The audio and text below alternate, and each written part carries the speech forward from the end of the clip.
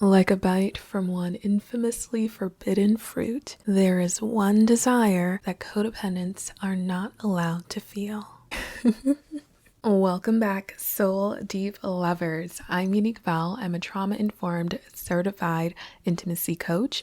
And today, in this week's video, we're getting into the forbidden desire, the one forbidden desire that codependents don't allow themselves to feel. Not intentionally, it's just something that we don't allow ourselves to experience because it goes against the codependent programming. So I actually want to kick this off with a story, something that is kind of humorous to me, but when I look back, it actually totally exemplifies this forbidden desire and really sets the foundation for codependency that I experienced as I went through my childhood and later in life. And so if you don't already know, I am originally from Jamaica, and when my family moved here, I was around the age of 6, and like any child moving to a new country, I had to let a lot of things go. Things that had become my comfort, things that I looked forward to, my friends, my school friends, I had to let so much go. But one thing I was not counting on having to release was my teddy bears. Now, I don't remember having a ton of teddy bears, but I had one really special one. And imagine I'm like however many feet off the ground, like 2 or 3 feet, I don't know. I'm a good size, but I'm still a little girl. But this teddy bear was like my whole torso. It was so special. It was my friend. I loved that teddy bear. It looked like a polar bear with a red bow tie.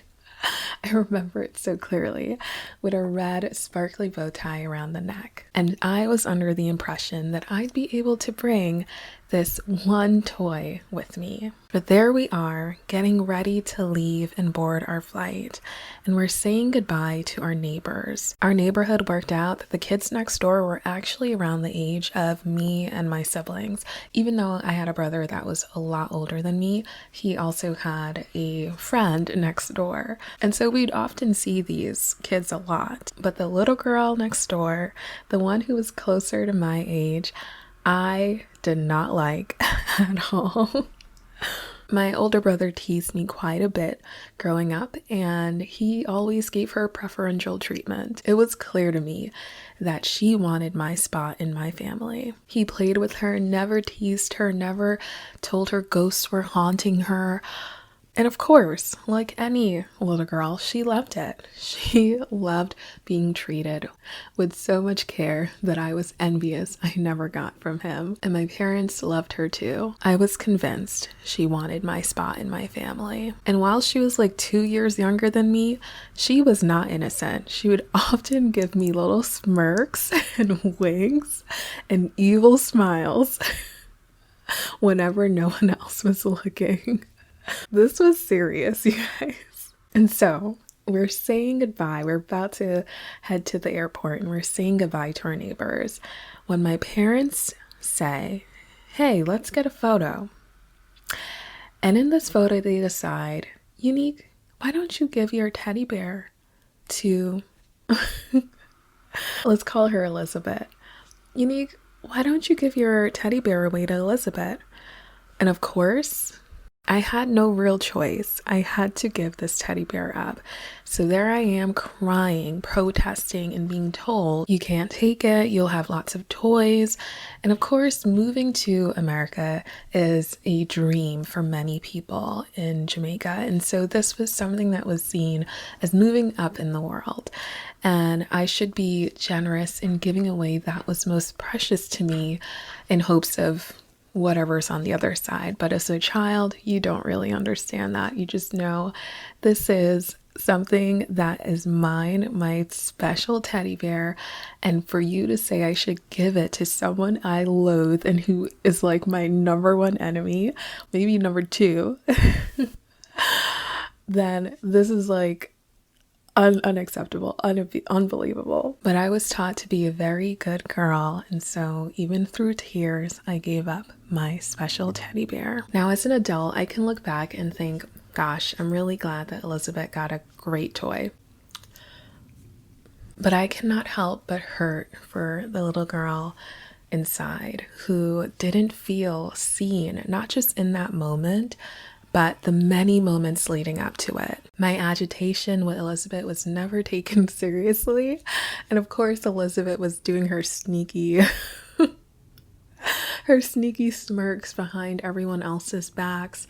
And so for me, it was a long, many years of not being believed, not being seen, and not being protected. And I can understand my parents' perspective. For them, this was we made it, we're doing it. And oh, it was not perfect when we moved at all. In fact, things got a lot worse. But I understand the impulse to want to flex and say, hey, we're moving up in the world. So much so that we can pluck our daughter's favorite toy and give it to her enemy. And even as she's crying, the promise of a new future should be enough to suffice. In that moment, I started to learn that there was one desire I wasn't allowed to have. And you may notice this come up for you as well. It is the desire to have something just for you. This pattern repeated throughout my childhood where things that I owned were given away, or I was told I should be generous and give them away. It was a sign of having a good heart. And it didn't quite matter if it broke my own heart. And I think this is a forbidden desire that many codependents don't allow themselves to feel. Having something just for you means that you are worthy of this special place, this special thing. And of course, someone else will look at that toy. I don't even know what came of that teddy bear. She might have, been giddy to have a unique special toy and then just tossed it the next week. What is special to you is often imbued in story and the experience of getting it. Who gave it to you, that special moment? No two desires are the same. But in the mind of a codependent, objects and things are flattened out, and we often see things through a skewed perspective. We think that what is special to us is going to be special to everyone else, and we don't deserve to have something special, so we need to give it away. We don't get to have alone time, we need to give it away. Others are so much more worthy, so much more deserving that they get to have all the good things. We don't realize that what is special to us isn't going to be of equal value to the next person. It's okay to have some things just be for you. In fact, dare I say, the universe does bless you with things that are just for you. Things that it knows would mean very little or not as much to someone else, but is a thing that you have imbued so much emotion and desire around that it's so much better for it to sit with you. This might seem like a small thing, but when you cannot allow yourself to enjoy just for you, have time and space and special objects just for you, then wonky things start to happen in your life, your relationships, and internally. Suddenly, you can't have pleasure unless it's shared. Everything needs to appear equal. You can't have more than another person because then you are somehow taking away from them. Especially if you come from a narcissistic family, this goes beyond just toys. You can't be more gifted, more talented, more brilliant, or more skilled in a specific area.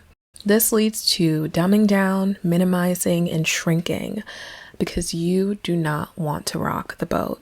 You don't want to make someone else feel left out or less than, not realizing that is not something for you to control. So I want to give you some action steps this week to help you start to play with this forbidden desire to have experiences and toys and be more brilliant or let yourself sit in your gifts that you are just better at naturally than other people. You don't have to all of a sudden bloom, have a butterfly moment.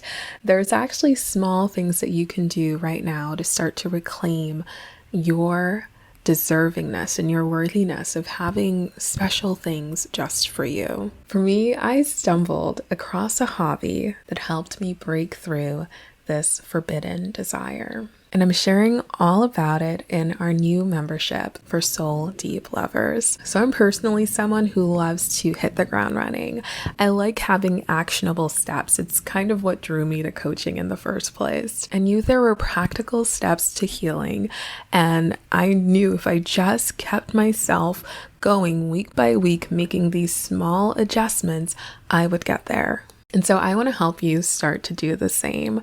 So if you enjoyed last week's free journal guide, which you can still get here, I'll link it below, on how to identify the core wound at the center of your codependency. If you enjoyed having that free download, I want to bring something to you each week to help you integrate the lessons from the weekly videos here on YouTube. When you join the Soul Deep Lovers community, you'll receive a weekly practice as well as bi-weekly live community chats with me, where we'll go through either breath work, a exercise, or even some group coaching. You can head to the community tabs here on YouTube to see the schedule for the next 4 weeks. And I hope you'll join us. The link is also below. All right, thank you so much. And I would love to hear in the comments, what is one special thing that you're ready to have just for you? It can be as small as having a cookie just to yourself without giving into the impulse to share,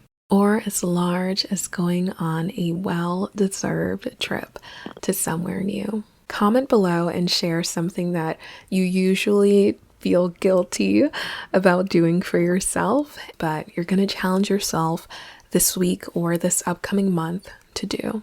But before you go, remember to hit like and subscribe, because next week I'm sharing the 3 unspoken vows every codependent makes in childhood. These are the 3 vows that are ruling our adult lives even now. So let's get into it. Because the more light we shed on these codependent traits and patterns, the more choice we have to choose differently. And if you're interested in working with me one-on-one, I'd be thrilled to have you. You can email me at yanique@yaniquebell.com to learn more. I'm here to help you experience soul deep love. All right, I'm Yanique Bell. I hope you'll check out all those resources. They're linked below. Send me an email, subscribe, like, and I hope to see you next week. I'm actually really excited for that next video, so I hope to see you there. And Elizabeth, if you're out there, I forgive you.